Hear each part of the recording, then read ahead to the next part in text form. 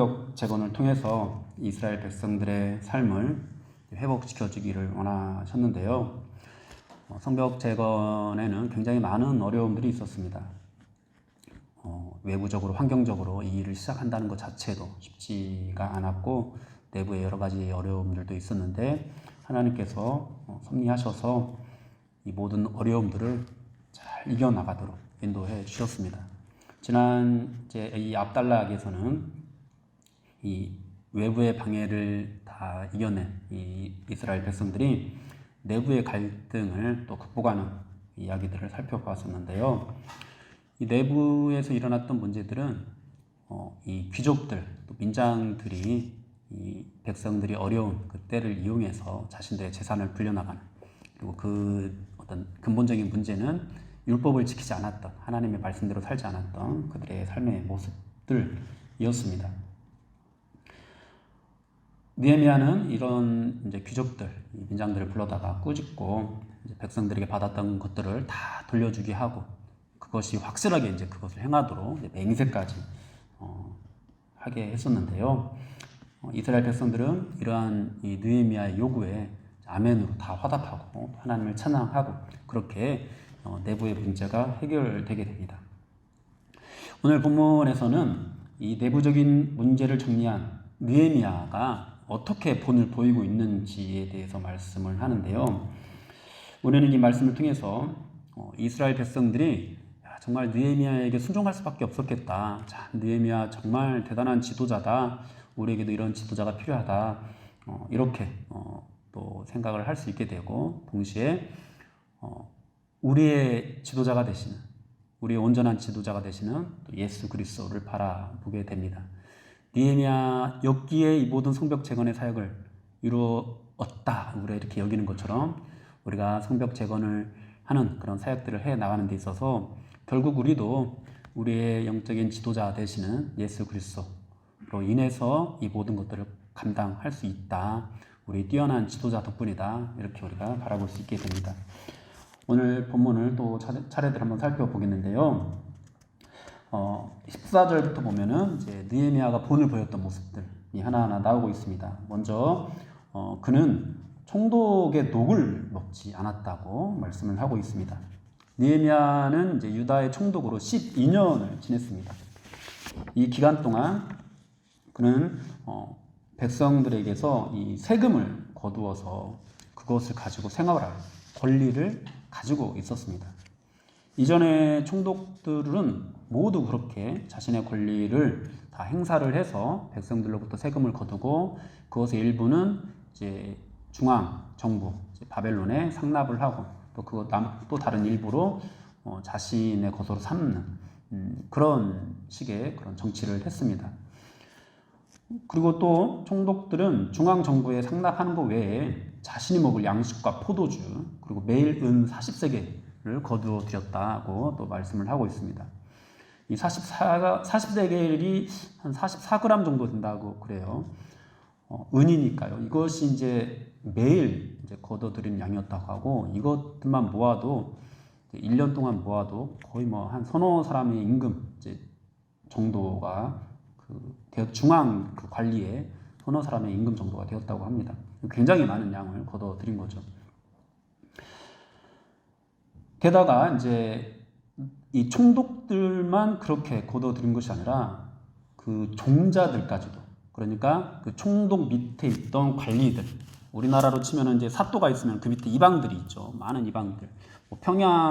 우리나라 조선 말기에 평양에 이방들만 100명이 넘어가지고 정말 백성들이 정말 살기 힘들었다. 왜냐하면 이방들까지도 다 백성들한테서 뜯어갈 거 다 뜯어가 버리니까 굉장히 살기 힘들었다. 뭐 이런 기록들도 있는데 그런 것들과 같이 이 이스라엘에서도 이 총독들만 세금을 거둬가는 것이 아니라 그 밑에 있는 종자들까지도 백성들의 고열을 빨아먹는 그래서 착취를 하는 그런 모습을 취하였다라는 말씀을 오늘 하고 있습니다. 당시에 이 총독들은 사실 백성들의 삶에는 관심이 별로 없었습니다. 그들은 자신이 가지고 있는 이 권세를 누리려고 했고 그것으로 이제 부를 축적하는 일에만 관심이 있었습니다. 그렇게 축적한 부로 이제 윗사람한테 잘 보여서 더 높은 권세를 차지하려고 했던 것이죠. 그러면서 이제 그들이 착취하는 것들, 세금을 거둬들이고 그 외에 더 많은 것들을 거둬들이는 것을 자신들의 당연한 권리로 여기고 있었습니다. 그런데 느헤미야는 총독으로 부임해 와서 그 모든 것들을 다 이제 내려놓았던 겁니다. 총독으로서 당연히 받아야 될 녹도 받지 않았을 뿐만 아니라 이전의 총독들이 자신들의 권리라고 하면서 당연히 행사했던 것들까지도 다 받지 않았던 것이죠. 왜 느헤미야가 그와 같이 했던 것일까요? 15절 하반절에 이렇게 말씀합니다. 하나님을 경외하였기 때문이다. 하나님을 경외하였기 때문이다. 여러분, 당시 그 사회 모습들은 이미 우리가 이 5장 앞부분에서 잘 살펴보았습니다. 뭐 총독들뿐만 아니라 예루살렘 안에 있는 이 같은 유대 민족의 지도자들도 백성들의 일반적인 삶에는 별로 관심이 없었습니다. 저마다 자신의 배를 불리는 데만 관심이 있었고, 이 생활이 피폐한 가운데서 이 백성들이 또 성벽 공사 이 노동에까지 동원이 되는 그런 상황에서 삶이 더 어려워지니까 그런 상황에서 백성들을 도우려고 생각하지 않고 그 기회를 이용해서 오히려 백성들에게 높은 이자를 주고 돈을 빌려주면서 그들의 재산까지도 빼앗고 자녀들까지도 종으로 삼는 그런 일들이 비일비재하게, 그러니까 유대인들이 그렇게 살았던 이유는 이미 이 바벨론이 정복한 이 나라 속에서 그런 일들이 이미 비일비재하게 일어나고 있었다라는 거고, 이것들이 있는 사람들, 이 높은 관직에 있는 사람들에게 당연한 권리로 여겨지고 있었다라는 것을 우리에게 보여줍니다. 그런 상황 속에서 하나님을 경외하는 이 느헤미야는 이 모든 것들을 다 내려놓고 겸손하게 자신의 권리를 주장하지 않고 낮은 모습으로 그렇게 하나님의 사역 가운데 동참하고 있고 또 그 일에 백성들의 참여를 독려하고 있었던 것입니다. 이처럼 정말 누구도 하나님을 경외하지 않고 누구도 백성들의 삶을 챙겨주지 않을 때 느헤미야는 앞장서서 다른 귀족들의 만행을 바로 잡았을 뿐만 아니라 자기 스스로도 권력에 취하지 않는 그런 겸손한 모습을 보여주었습니다. 이런 모습들을 보면은 이제 그 앞전에서 느헤미야가 귀족들을 모아놓고 당신들 이 백성들한테 받았던 그 이자들 다 돌려주십시오. 그리고 맹세하십시오. 이렇게까지 했던, 그러니까 이 물질을 포기하게 만드는 이 모든 이 느헤미야의 요구에 이 귀족들이 다 알겠다라고 이렇게 대답을 하였던 그 모습들이 결국은 이 느헤미야의 솔선수범, 평소 그의 삶이 백성들에게 그렇게 겸손하게 나타났기 때문에 그런 순종이 가능했다라는 것들을 우리는 알 수가 있습니다. 느헤미야가 헌신했던, 본을 보였던 것들은 그것뿐만이 아니었습니다. 우리가 16절부터 보면은 성벽 공사하는 그 일에 느헤미야 자신도 온 힘을 기울였다라고 이렇게 말씀을 하고 있고요.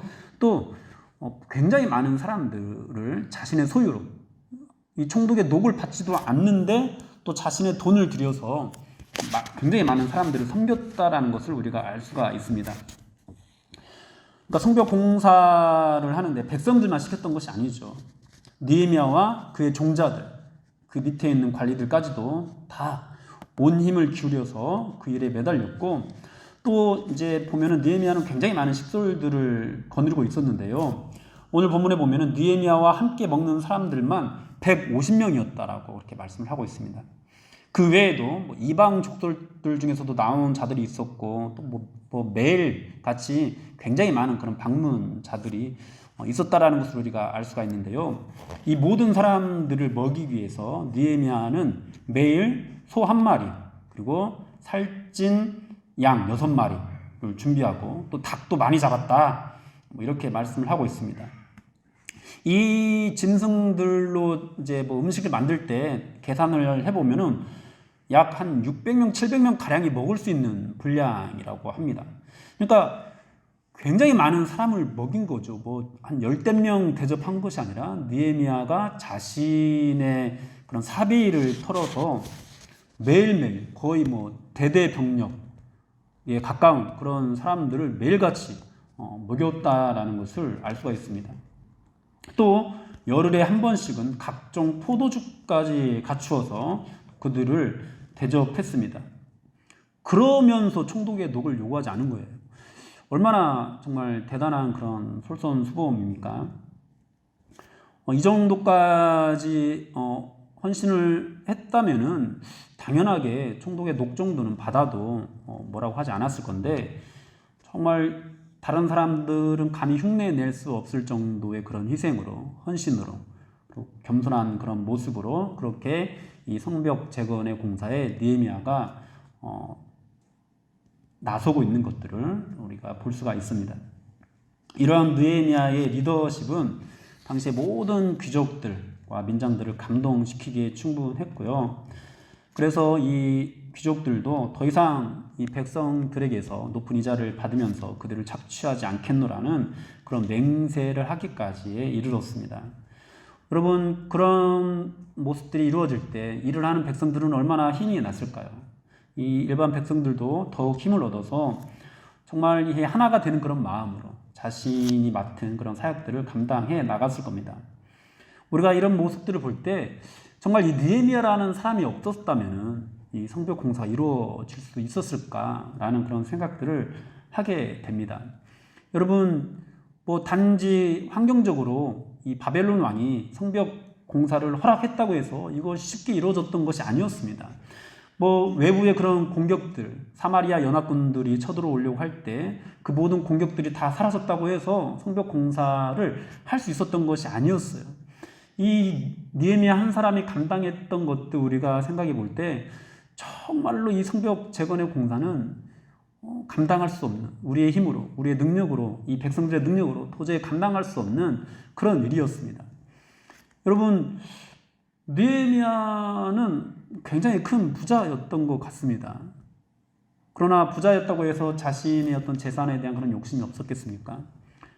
그렇게 자신의 모든 것들을 다 털어서 이 일에 솔선수범한 이런 느헤미야가 있었기 때문에 이 성벽 재건이 이루어졌다라는 것들을 우리는 이 본문을 통해서 확인할 수 있습니다. 그렇습니다. 여러분, 이 느헤미야의 겸손과 헌신이 없었다면 성벽 재건은 절대로 이루어질 수 없었을 것입니다. 여러분, 우리는 이러한 모습들을 통해서 우리가 오늘날 다시금 이 성벽을 재건하는 그런 일들, 제가 성벽을 재건하는 이 일을 셀 모임에 많이 빗대어서 여러분들에게 말씀을 드렸는데요. 이스라엘 역사 속에서 성전이 재건되고, 그리고 율법 말씀을, 에스라를 통해서 말씀이 회복되는 그런 운동이 일어나고, 그리고 느헤미야를 통해서 성벽이 재건되는 이런 모습들을 보여주는 것은 하나님께서 교회를 회복시켜 주실 때 예배도 회복시켜 주시고 또 이 말씀도 회복시켜 줄 뿐만 아니라 이 삶 속에서 성도들이 하나님을 온전히 예배하는 삶 속에서 이 삶의 변화를 이루는 그런 것들까지도 하나님께서 원하신다 라는 것을 의미하고, 그리고 오늘날 성벽 재건의 이 사역들은 셀 모임으로 대표되는 그런 소그룹 모임들 안에서 여러분들 어떤 개개인의 그런 삶 속에서 이루어지게 되는 것인데요. 오늘 이 본문을 통해서 오늘날 이 교회 안에서 성벽 재건의 사역들이 제대로 이루어지려면 결국 이 느헤미야와 같은 그런 솔선수범을 하는 그런 지도자가 필요하다라는 것들을 우리가 알 수가 있습니다. 그래서 이 말씀을 통해서 우리 스스로가 먼저 이 느헤미야와 같이 다른 사람들에게 본이 되는 그런 모습들을 보여야 한다라는 그런 어떤 결론을 낼 수도 있는데, 저는 이 말씀을 보면서 자꾸만 이제 예수님이 떠오르게 되더라고요.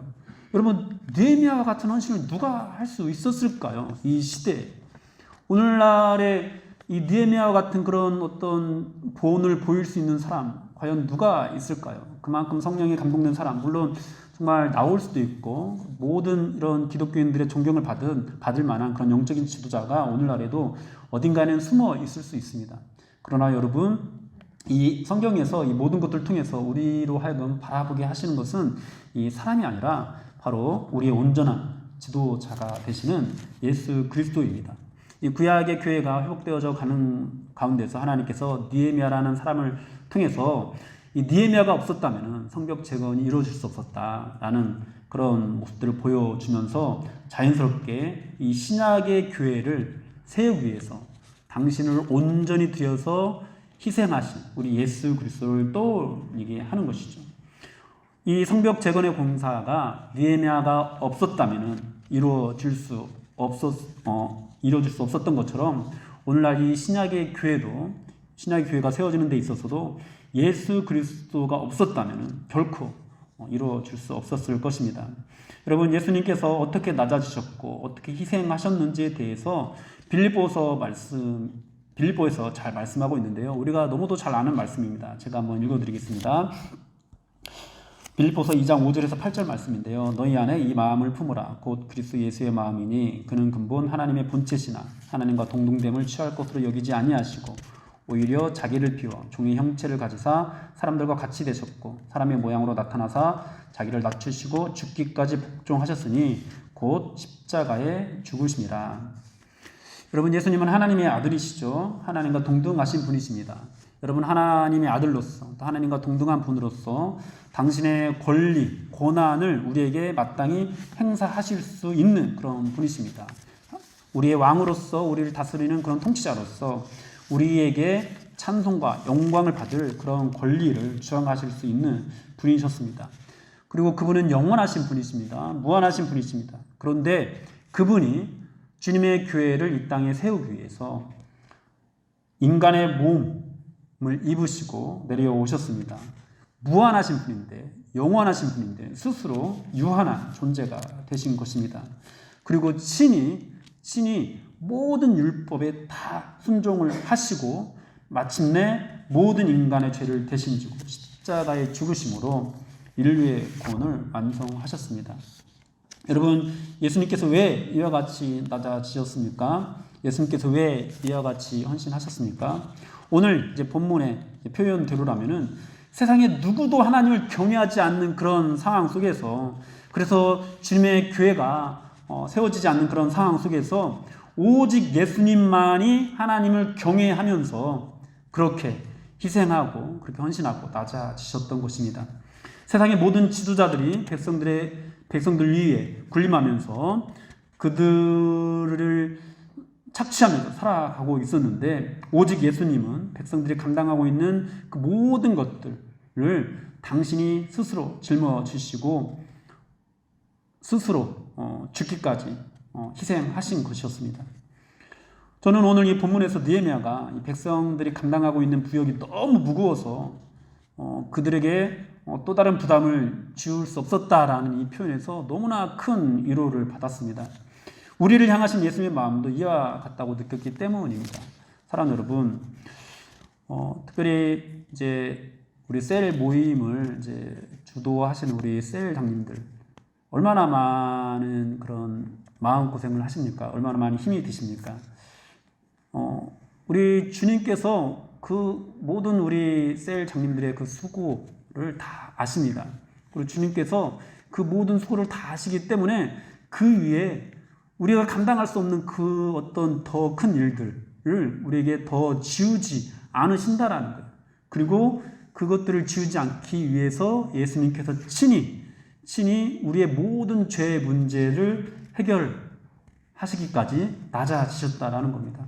오늘 느헤미야가 이 성벽을 재건하는 그런 일을 하기 위해서 백성들에게 더 큰 부담을 지우지 않고 스스로가 더 큰 이 모든 짐을 다 짊어지면서 나아갔던 것처럼 우리 예수님도 우리가 그냥 우리만 열심히 하고 있는 줄 알았는데 우리가 너무 힘든 가운데서 더 이상 막 아무것도 더 짊어질 수 없는 그런 상황 가운데 내몰리게 되었을 때 주님께서 그보다 훨씬 더 큰 짐을 지시고 우리와 함께 하고 계시다라는 것이죠.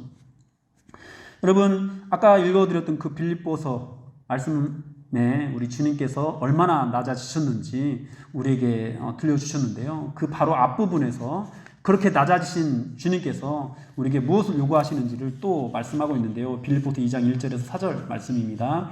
그러므로 그리스도 안에 무슨 권면이나 사랑의 무슨 위로나 성령의 무슨 교제나 긍휼이나 자비가 있거든 마음을 같이하여 같은 사랑을 가지고 뜻을 합하여 한 마음을 품어 아무 일이든지 다툼이나 허용으로 하지 말고 오직 겸손한 마음으로 각각 자기보다 남을 낮게 여기고 각각 자기 일을 돌볼 뿐더러 또한 각각 다른 사람들의 일을 돌보아 나의 기쁨을 충만하게 하라.